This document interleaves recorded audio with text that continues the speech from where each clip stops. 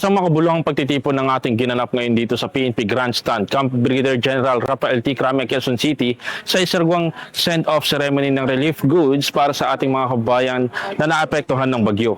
Pinangunahan ni Chief PNP Police General Nicolas D. Torre III ang isinawang send-off ceremony para sa mga relief goods sa PNP Grandstand, Camp Brigadier General Rafael T. Crame, Quezon City. Ang aktibidad ay bahagi ng patuloy na humanitarian efforts ng Philippine National Police para sa mga kababayang naapektuhan sa nagdaang bagyo. Layo nitong tiyaking makarating ang agarang tulong sa mga lugar na labis na nasalanta. Dinaluhan ang seremonya ng mga volunteers, mga kinatawan mula sa Rotary Club at Eagles Club na pangunguna ng kanilang mga pinuno na sina Police Lieutenant General Edgar Alan Cubo, Acting Deputy Chief PNP for Operation at President ng Rotary Club Camp Crame, at Mr. Ronald De Los Santos, President ng Eagles Club. Sama-sama silang nagsanib puwersa sa pagbuo, paghanda at paghahatid ng mga pangunahing pangangailangan gaya ng pagkain, tubig, gamot at iba pang essential goods. Sa kanyang mensahe, binigyan diin ni Police General Torre III ang kahalagahan ng sama-samang pagkilos ng pamahalaan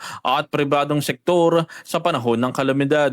Una sa lahat, ulitin ko ang aking pasasalamat at taos-pusong pakikiisa sa Rotary Club of Camp Crame and the Fraternal Order of Eagles, Philippine Eagles Incorporated, para sa inyong mabilis na pagkilos at malasakit na ipinaparating sa ating mga kababayan sa Northern Luzon and Central Luzon, lalo na sa mga lalawigan ng Tarlac, Pangasinan, La Union, Ilocos at Abra, na lubhang naapektuhan ng sunod-sunod na kalamidad dala ng bagyong Krising, Dante at Emong.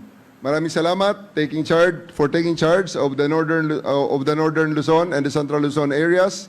This coming weekend, we are going to the province of Occidental Mindoro to also bring the same relief goods para sa ating mga kababayang nasa lantarin doon, lalong-lalo na sa kapulisan. Let us also take a moment to recognize the special focus on this mission.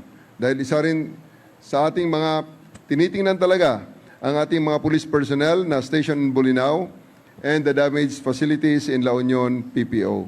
Bilang ama ng pambansang pulisya, masakit man para sa akin na makita ang ating mga kasamahan na apektado ng kalamidad.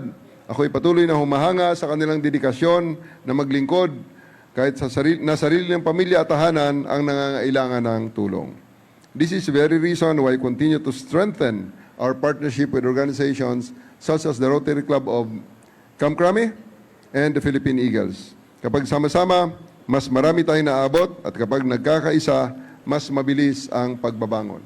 Mula dito sa Camp Brigadier General Rafael T. Crame, Quezon City, ako ang inyong PNN correspondent, Patrolman Joshua Jimenez, alagad ng batas, tagataguyod ng Balitang Pulis.